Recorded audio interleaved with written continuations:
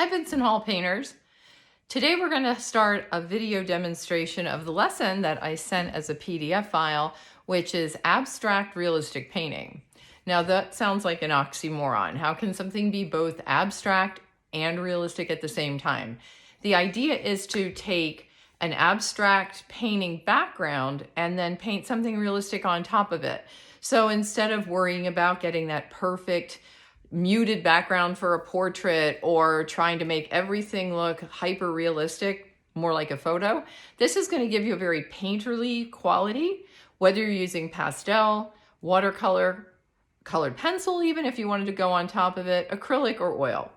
I'm going to use acrylic because that's what we have in abundance down in the art studio and what many of you do use already. But I'll show you how this will work with other mediums as well once I get the background down in acrylic. So I hope you enjoy this. It should be something fun to try. And even if you're a beginner or you're advanced and almost a pro selling your work, it might be a good idea to broaden your horizons and try something new. In order to keep this video simple, I'm going to just use primary colors for my background, which are red, blue, and yellow. What you want to make sure is that you're using the right kind of blue. This one is ultramarine blue. It's close to what you would use for a basic blue. This is cadmium red medium and cadmium yellow. So I have my three basic colors. I'm not using black or white for any of these things. And then I'm just going to intuitively decide where I want to put these colors. Now, what I'm not trying to do is make anything look like something. I'm just laying the colors down. You'll just need a brush and some water. And if you don't have a brush, you can use a sponge, but we'll try the brush. Okay, I'm gonna start with this blue. It is not in the greatest shape quality-wise, but we'll see. And I'm just gonna start laying in some color on this canvas. And again, I'm just being loose with it. One thing you might wanna think about is the percent rule when it comes to how much of which color you wanna use. For example, it's usually the 70, 20, and 5 rule. So if you have 70% of one color, you can have 20% of the other basic color, and then 5% of color that might be considered accent color. So I'm gonna go just a little bit of red. And again, it's not gonna look like anything here right now. I'm just trying to make some shapes and we'll see how it goes. I don't even have in my head right now. And what I'm doing is just cleaning the brush with some extra paper towels that are on the table. You can use paper towel or newspaper, whatever you might have around. And the fun thing is if I'm just using primary colors, but they blend in a little bit, I might get the secondary colors. For example, bringing in this yellow is giving me a pretty cool orange. So I'm just gonna scrape that around. I'm gonna bring some more blue back in down here. Of course, it's gonna change now that it's going over some other colors. And you can leave some areas white if you want to. That's the fun part about getting this kind of a background going. Now, once I have some color in here, you're thinking, that looks like a hot mess. And you're right, it kind of does, unless you're into abstract art. We can do some other things called subtractive method. This was additive. I was adding paint onto the canvas. Now I can start removing some of it. I might want to remove it with a palette knife if you have some of these things in stock. So maybe I'm going to just kind of scrape out here and get some areas that aren't going to be completely full of that paint, or the Q-tip that you've seen in the drawing lessons, that can be used to remove things or to make tiny little lines or just kind of to smooth things out a little bit. I think I'm going to use that just to fill in some of these edges that I wanted to get more in. So you can see a Q-tip can be your friend there too. A sponge can add texture. If the sponge is dry, like this one, and I press it into areas, I can start to remove the paint and create an interesting texture. If the sponge is wet, I can really take out like a whole bit of this paint. So I'll wet the sponge a little bit and show you if I wanted to take something out. Let's say I really didn't like what I had here. So you can remove it. The nice thing is, while the paint is wet, acrylic paint can be removed. Once it dries, it will never be removed because it changes into a plastic polymer. Okay, so I'm just going to use this to kind of smush some of this down. You can also see I have some plastic, and it might look like I just have a garbage dump laying around my kitchen table. What you can do with plastic, this is called sgraffito, and if you have a thick enough area of paint, I think I have some up here, I can press this down, wait a few seconds, pull it up, and get a really interesting texture. I don't know if you can see that. I'll try to zoom in a little bit, but you can start to press and get some shapes that might start to look like clouds. But again, we're not trying to do this too figuratively. We're trying to just make this an abstract background. Things that are torn off that have serrated edges. This was a plastic bag lid that I just saved. You know, if I drag this down, I can get some really cool lines if I wanted to do that. If I didn't want to do it, I can just cover them back up. So the idea is to have fun putting your colors down. So once you have the colors down, you have two options. You can start to paint right into this while it's wet, or you can let this dry and become a background and then add the picture in on top of it. I'm going to do the latter, so I'm going to let this dry for a few minutes, kind of like a cooking show, and I'll be right back with my dry canvas. Actually, while that one's drying, I was cleaning off my palette and I noticed this looks kind of interesting because it's really a subtractive method of taking things off, and it has a light, airy quality. And then I remembered there's a lot of you that like lighter things, maybe not such a dark, heavy canvas. So I got another plain canvas and the paper towel that I was cleaning this canvas, or I'm sorry, the palette off. So I wanted to show you how to get a nice light background in case you just wanted to do something soft, more watercolor-like, and this might lend itself better to those of you that are going to switch over to pastel for this. So all I'm doing is taking the paper towel that has some of the pigment that I was wiping off on this palette that I had, which is also a paper plate, so it's easy to do, and just taking this really lightly with water and just covering this to get a nice background. So it's almost tonal, but there are some variations of color, and the more I wipe it off, of course, the lighter it could become.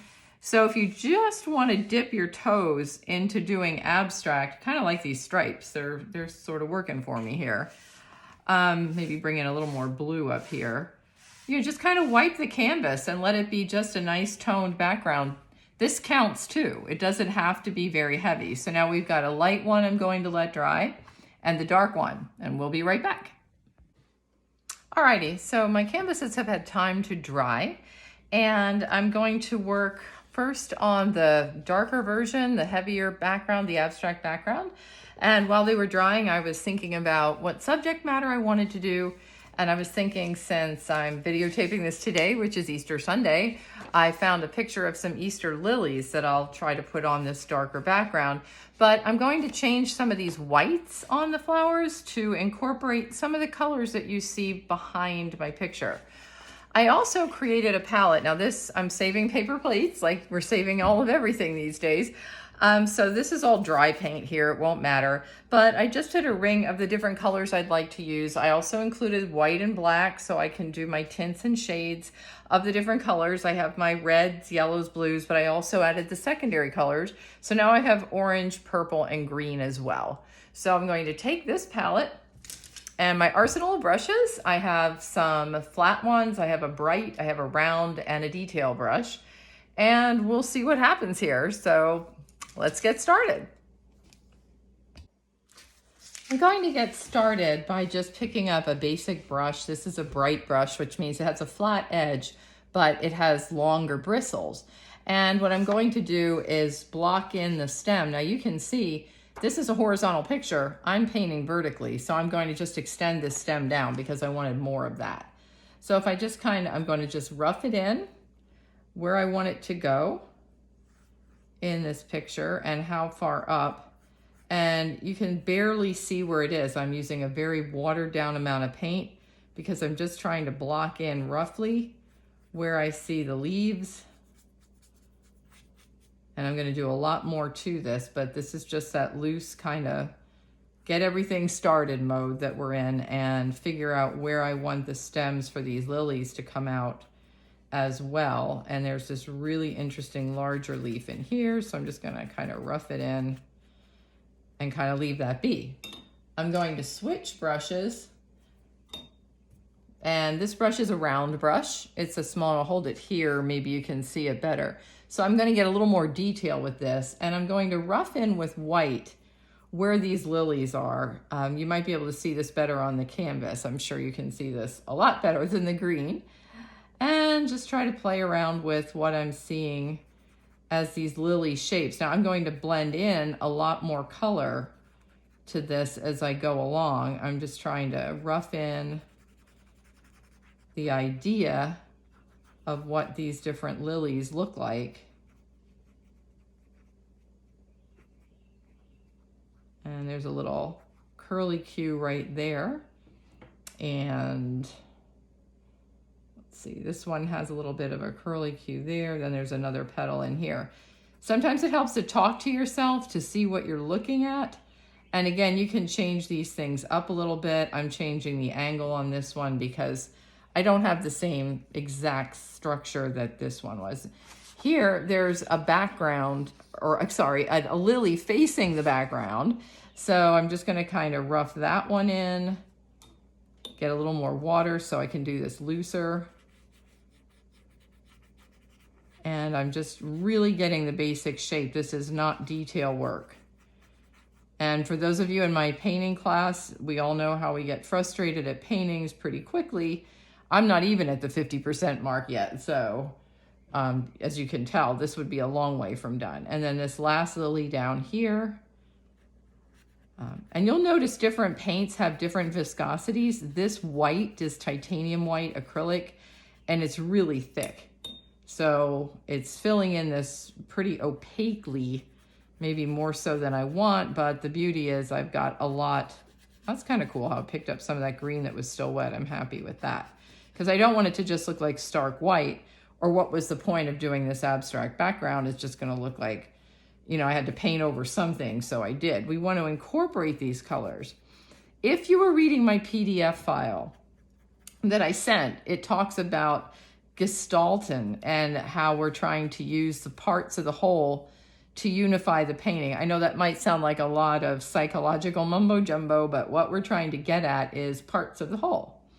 Okay, so now I've got my painting lilies roughed in where I want them to go. I can start to play around a little bit more with colors. I'm going to start bringing some yellows into this green and even a little bit of this white so that I can get this paint a little more opaque, and you can start to see, well, it's a little too light, where I'm going to put these branches that are coming down here, or rather the stem. And then we can go back in and get darker or lighter as we go along or as we need to. And I'm just kind of roughing in that leaf and roughing in this leaf and sort of just getting the basic idea of where all these leaves might come out, and we can add into these later. But you can see I can start to bring in these greens. There was a little leaf slash bud, I think, of the one lily coming up in here. This has green in here as well. And, you know, we'll just kind of improvise here and leave a little bit of that go. Again, I am loosely washing off this brush. We want to try to keep the colors working. I'm going to go back in. I just noticed there was some green poking back through in here in this lily. So I'm just going to throw in a little more green that we might see in there just to give that a little oomph, and there's a little bit of some of that in there. Okay, once we get this far and we've blocked in the idea of what our painting is going to be, we have to start bringing in some of the background colors, or again, this is not going to look unified.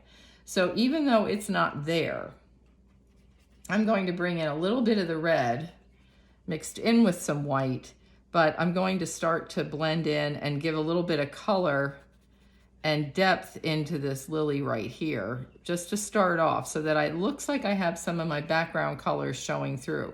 Now you could do this by wiping out and actually having your background colors show through, or not. I mean, or you can just paint into it. It really is up to you. On this one, I'm just going to go back in and really make this a lot more red.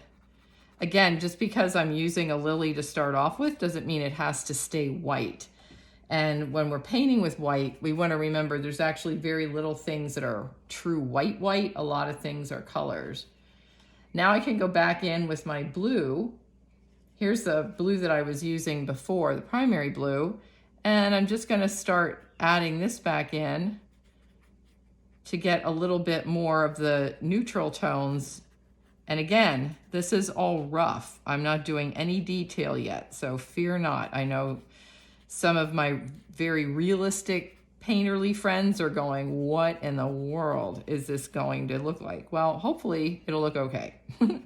But right now we're just kind of painting in the rough areas, and I'm trying actually to just get some cool tones into where I have all those whites, and then we're gonna take it into a more detailed approach here in a minute.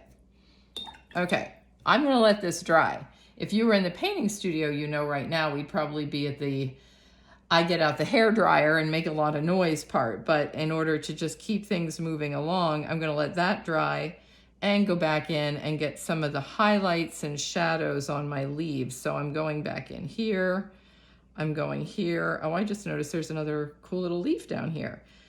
It's really nice to at least go off the canvas in 3 places. That way you don't look like it's just painted center, boom, right here in the middle of the picture, and it becomes static. So I just added another leaf here while it's wet. I'm taking a darker green and painting in some of the darker areas or the mid values of these leaves as well.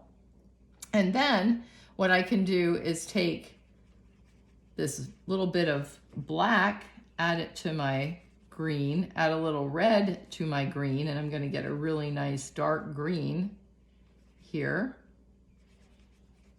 And start to get some of my shadows in my leaves too. So, and the stem, because the stem really needs some darker tones. So I can start to get a nice dark area here in some of these leaves too, because this leaf here doesn't have light all the way up to the top. I mean, I guess it could if you wanted it to, but I'll try to keep this as close to what we're looking at as possible. So for instructional purposes, it makes some sense. And there's a little bit of a leaf sticking out up here too. Okay, and we can go back in now with some nice brighter greens. Again, this is still wet, so it's wet on wet painting, but it's going to give you a nice fluidity to the leaves. And remember, usually where you have a dark shadow, you have a highlight. And think about twisting your brush as you're using it as well. I'll add a little bit of yellow to this just to give it a little more vibrance. And I'm going to go back in and add some nice highlights here where I see it coming down on the stem. There's another leaf here. Wow, there are a lot of leaves when you start to look at this thing. At first, I didn't see so many.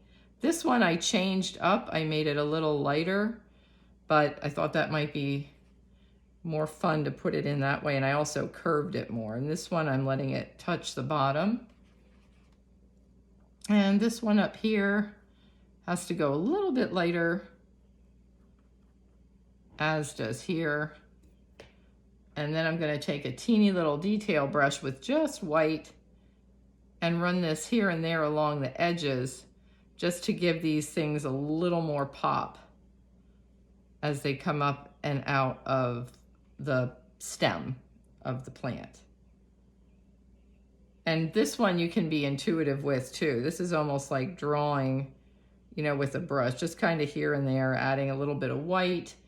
Normally we don't paint with a lot of white, but in this case, when we're trying to work through the background and the foreground, we can. I'm just gonna bring this thing out a little bit more. Okay. Okay, I think that's pretty good for where I want to be right now. So we're gonna, again, let this dry. And I'm going to move on to the other canvas that I had, and then we'll come back and hopefully turn these really rough looking objects into lilies. All right, while that other canvas is drying, I thought I would play around with this one. As you recall, it is barely there. It's still an abstracted version of a background because there's light color, and I know in this light it's very hard to see, but there are some really pretty lavenders and some blues going on behind this. And what I decided to do for this one was divide it in half. So you can see I have a piece of tape here. This way I'm going to show you what pastel would look like on one side and watercolor on the other. To keep this moving along, I'm going to use my acrylic paint as watercolor because it does work as watercolor. It's just the only difference is when it dries, you can't rework it, but I'm going to use it very light like a watercolor so you can get the idea. What I picked for my drawing sample it's called Normandy Gardens, and it's a really poor quality print because it was a very low resolution image of an impressionist garden with some really pretty colors that I thought actually brought out what I had in my muted background on this canvas. So let's get started with this one. All right, while that other canvas is drying, I thought I would play around with this one. As you recall, it is barely there. It's still an abstracted version of a background because there's light color, and I know in this light it's very hard to see, but there are some really pretty lavenders and some blues going on behind this. And what I decided to do for this one was divide it in half. So you can see I have a piece of tape here. This way I'm going to show you what pastel would look like on one side and watercolor on the other. To keep this moving along, I'm going to use my acrylic paint as watercolor because it does work as watercolor. It's just the only difference is when it dries, you can't rework it, but I'm going to use it very light like a watercolor so you can get the idea.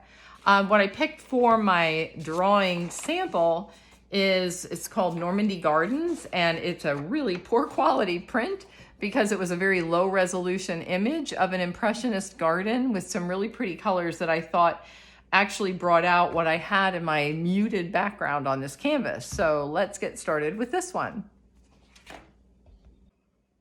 All right, for this one, I'm going to start with the watercolor part, and I'm going to just do a little portion of this garden up here. If I'm using acrylic as watercolor, I can use a watercolor brush. So that's what I'm going to use right here. This is a basic camel hair watercolor brush, and it comes to a nice point. And I am just going to go ahead and pick, maybe I'll just work this in with a blue color to start out. And I'm just going to paint roughly what I'm seeing in this picture with some of the different colors and tones, knowing that I'm going to change a lot of it color-wise, but you got to start somewhere. So I'm basically drawing in a very loose watercolor manner with this acrylic and trying to block in some tones.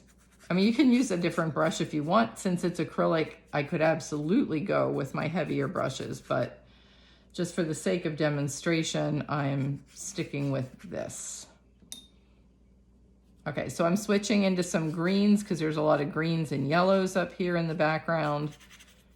Kind of going along. I'm going to leave some of my background in because there's actually some of that color showing up in here. This goes back into some greens and some blues on this side as well. The colors on this almost seem to frame what's going on. I'm going to switch brush direction and kind of lay in this watery garden area here that I see. There's a little bit of a bridge that's kind of going across over here. A lot of the Impressionist gardens had these really pretty bridges, or things that at least allude to having a bridge. So that's kind of pretty, and I'm just gonna kind of clean off my brush and get that idea of the water in here as well. Now, there's also a purple, and I don't have that purple color paint, but I do have a deeper purple over here, if you can see it. It's dioxazine purple. If I add some white to it, I can get that lavender color that you see here in these flowers. And I'm just gonna rough that in. Again, in watercolor, we wanna keep things loose. So I'm just dabbing it in And I'm going to leave some areas canvas color in this, or it would be white, so that you can put in these purpley tones. And there's a deeper purple tone right here. I'm not even really sure what that is, but I'm trying to follow along with my subject matter and interpret it as best I can. And then there's a lot of purple over here on this edge. So I'm going to take where I started with blue and bring in these little streams of purple. There's some more over here too.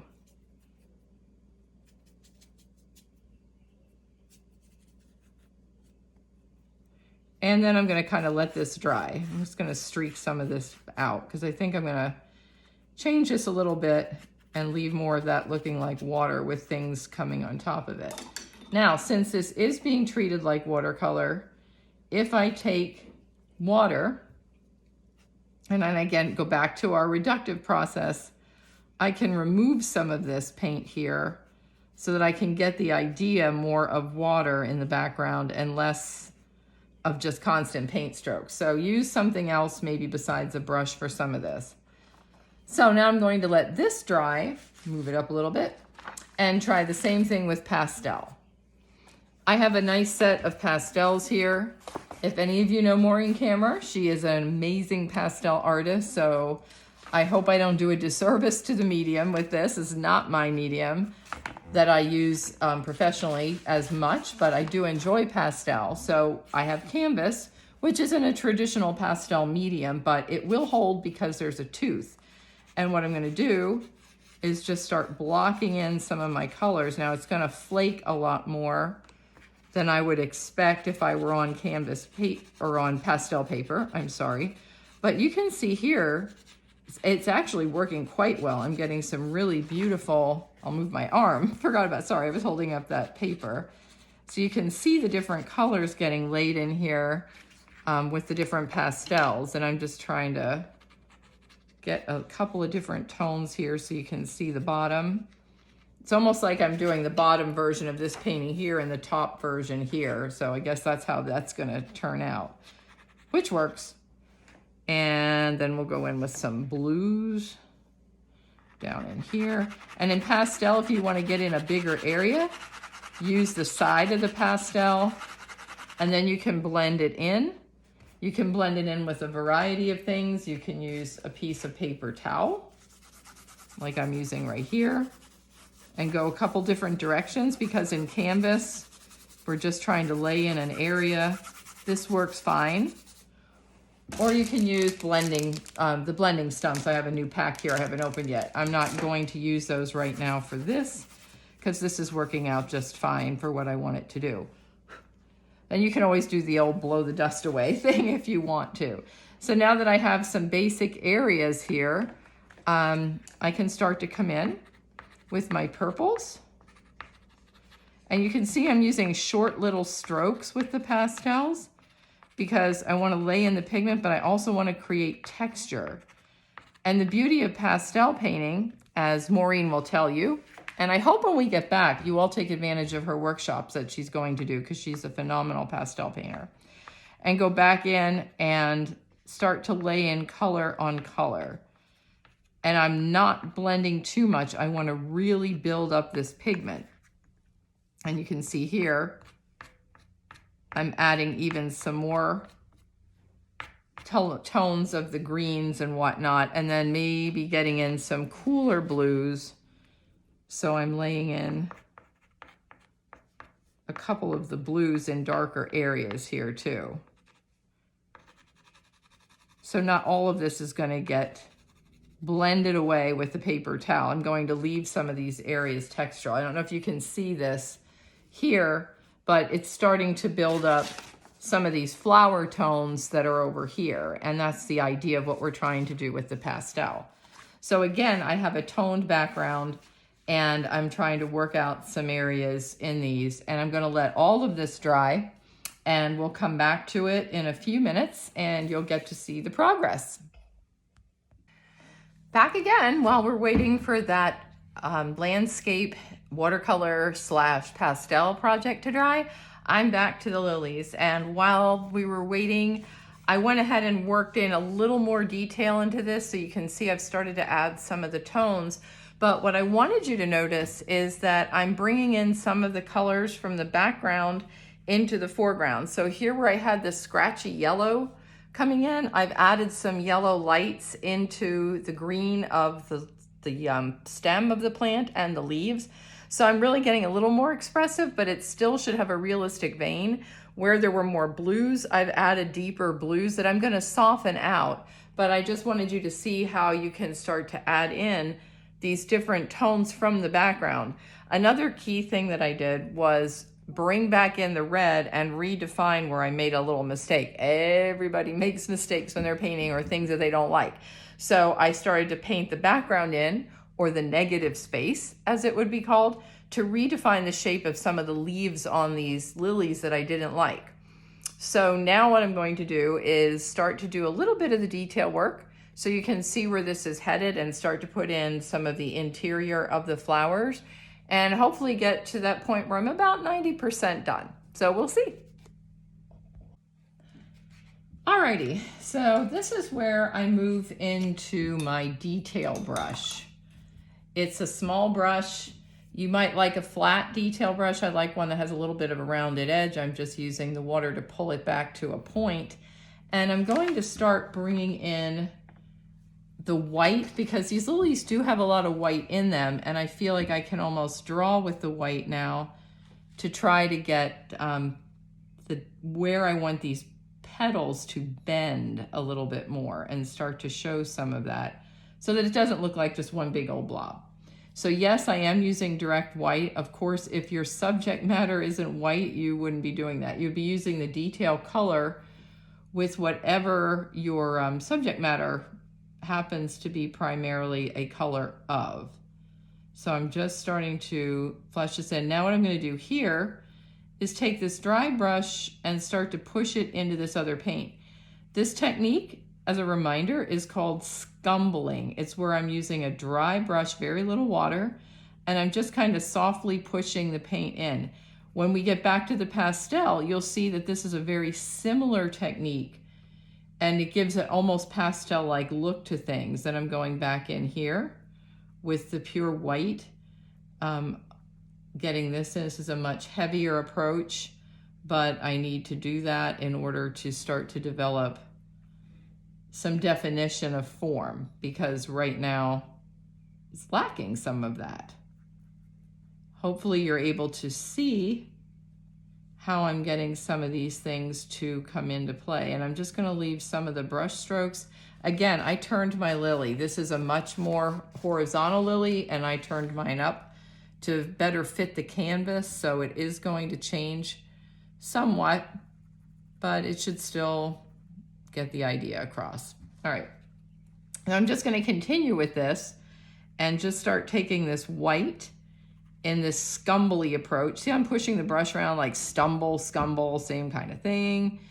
I'm not using a lot of heavy paint. I'm using a drier brush, and I'm really taking time. So there you go. Brush just went where I didn't want it to go. I can clean that up later, but I'm just trying to define edges and get some of these flower parts to go in front of other parts of the flowers so that I'm starting to get a back and forth rhythm. You really want your painting to try to go back and forth, foreground, background, foreground, background.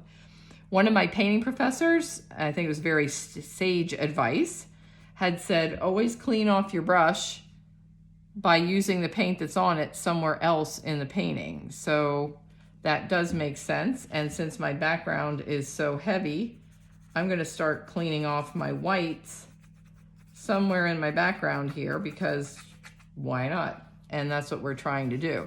You know, like I said, a painting is never done until you decide it's done. So you can clean off your brush somewhere else. And conversely, if I was doing the background, I could clean it off in the front. So I'm just going to fill in a little bit more here. This is the part where it has to take some time to dry between stages. Those of you that are, acrylic painters know that acrylic has that point where it starts to pick back up on itself. So you do either have to let it dry out, or you keep going while it's wet and just keep doing what you're doing. But I'm going to pull these back in and then give this a little more rest, because I don't think anyone wants a video with me blowing on a hairdryer. So we'll keep chopping it back and forth, but in the end it should be one nice finished product. And let's see, we'll just get a little bit more scumbly white in this petal here. Let this dry. Oh, this is way too dark up here. So it's nice when you can talk to yourself and see that you need to fix some stuff. This should be a little lighter going into here. Okay, I think that's about it for right now with this lily. Again, I'm going to bring in some whites into the stem and some of the leaves. I'm just kind of free painting this in. The idea is I just don't want this to look too cut out and too contrived. There, I'm cleaning off my brush in the background. This will help integrate figure and ground a little bit more. And we'll be back again after this one dries. All right, I gave that painting a chance to dry, and now I've been working in a little more abstract color. I'll show you where I am with this right now. I've been trying to integrate more of the background color, so it is kind of a little bit wild. It's not your basic realistic lilies, but I've been trying to get some of these blues back in, and I'm going to work a little bit in here now because this looks ridiculously flat. And I'll show you a few more detailed things, and then I'm going to move on to finishing what we can of the pastel and watercolor approach on the other canvas, and then we should be ready for you to try yours. So hold on, and I'll switch the camera and we'll get started on this. Okay, what I'm going to be doing here now is seeing where I need to color balance. This area seemed way too flat, and I liked that blue, so even though I did the abstract background before, I can still fill things in and add to it where I think it needs some additional work or some help. Again, this is intuitive. You'll know what you want to do, but as you can see, I'm moving fast. You don't want to be too predictable with this. Let's just kind of be a little loose and free, as Bob Ross would say if we were channeling Bob Ross. So I've got some of this background, and again, if I'm using that blue, I can use it to define some of the edges of this blue lily and that's facing the back, that has a vein that comes straight down here, kind of painting in a bit of a shadow, coming over here where it's lighter, and then defining that darker area again, so I can start to see some of the shadows around the edges of the lily, because the lily does have some shadows going on. There's very little pure white in anything that's actually white. So I'm just doing what I said before, cleaning off my brush, kind of giving some of those little background colors a chance to hang here in the lily. And then I think I'm just going to move on and finish it up with the pure white on my brush, just to get that last little bit of detail in and show where petals end and where things bend, and try to give some definition to the veins of this flower here. And the idea is to make this yours, not to try to do a carbon copy of what you're seeing. Everybody has their own style, and that's fine. That's what painting and art is all about. It's you doing what you feel most comfortable with. And if it's a little more abstract, then so be it. By trade, I am a portrait painter, not a flower painter, but this is a fun challenge for me. I'm enjoying the change, and I think I'm gonna probably leave it at about here and see what I have. So to see what we have, oh, I see a little more white down here. Okay, so to see what we have, you want to hold it up, turn it upside down, see if there's anything weird that you see in there, or anything that doesn't look too bad. But all in all, I think it looks okay. Of course, I can go back in and work on this again later on, but for right now, I think we have something that is an abstract background with a realistic foreground, and it's a fun challenge to try, something different for you to do, something that's more expressive for sure, and maybe a little out of your comfort zone or your wheelhouse, but that's the beauty of art. It's always something different you can try. So we're finished with the heavy background. I'm going to move on now to the watercolor and pastel background. You can see this one. This has the two different projects in it here, and I've laid in a little more of the pastel. So we'll move down and see what we can do to finish this one up too. So as you can see here, there we go. I'm working on this picture of the Normandy Gardens, and I'm doing a very abstract one. I'm going to move down to the pastel because we haven't discussed the pastel as much. I already laid in some dark blue and black to go along with this darker shadowy color that's down here. I'm going to lay this here, then maybe you can see better. And then I'm just going to go back in where I see some greens and blend these together. The beauty of pastel is in pastel painting, you can use all kinds of things to blend them. I can even use the edge of the Q-tip again, like I had done before, and kind of soften these areas here. If you have makeup blenders, maybe those will help too. Whatever you might happen to have at home that'll work, a sponge, cotton ball, anything soft, a soft towel, a tea towel, that could work too. And it's just also a matter of choosing color. I can see here I need to get a darker blue, so I'm going to lay that in as well. So it's just kind of building up this area and then taking a second one on top. Where pastel really shines is when you use pigment on pigment. I believe that starts to give you this really beautiful color and tonality that you would be missing otherwise. You can also use a dry brush to paint away some of the extra dust that might have settled in there, or even lightly to softly blend in some areas too. So that's another option to use with the pastel. And we'll just keep going there with that. I just wanted to show you, once you get this basic darker tone in, how to lay in a little bit of this lighter color on the flower.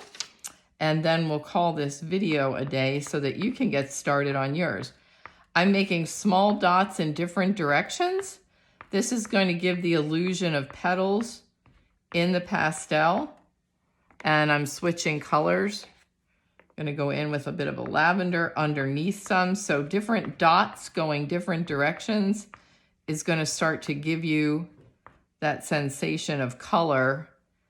Put some over here. Doesn't matter which one you use first. So I'll do some dark purples in here and then switch to my pink on top of it and just kind of blend all these things in together.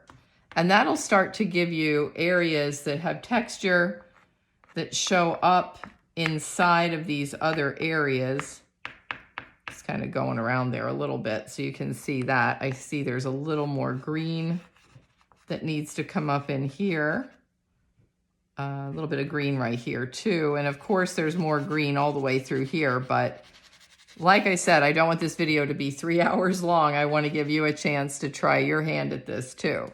Just giving you the idea of what we can do with the pastel and making marks to go along with it. I think I'll put a little bit more of this color in here.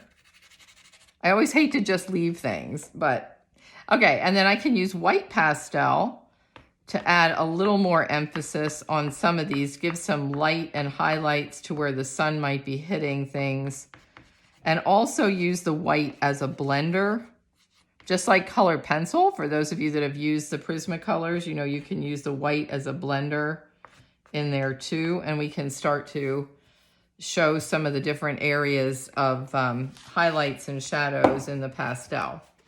So there you have the two different areas. I'll take this part away so you can see the watercolor version, and then you can see the pastel version. And again, this is all on canvas board.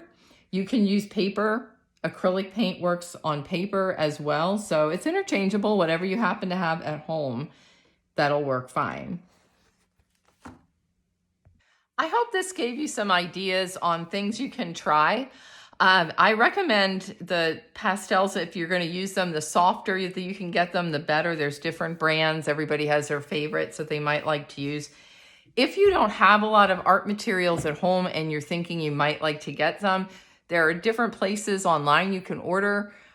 Cheap Joe's, Michael's, they do online. Plaza Art over in Vienna at the Pan Am Shopping Center will deliver, but they do charge a bit for a delivery fee now. So you can look around, and you're welcome to, of course, procure art supplies from the art center and use them as you need and then return them, of course. Anyway, I hope you enjoyed some painting ideas. I appreciate all of you painters keeping on going. I know there's some that are going down to the art room on a weekly or daily basis even, and I think that's great. The more that people can use the facility and the more we get a little more camaraderie as best we can in these trying times, the better. And I'll be back with you again with another painting episode next week. In the meantime, keep being creative.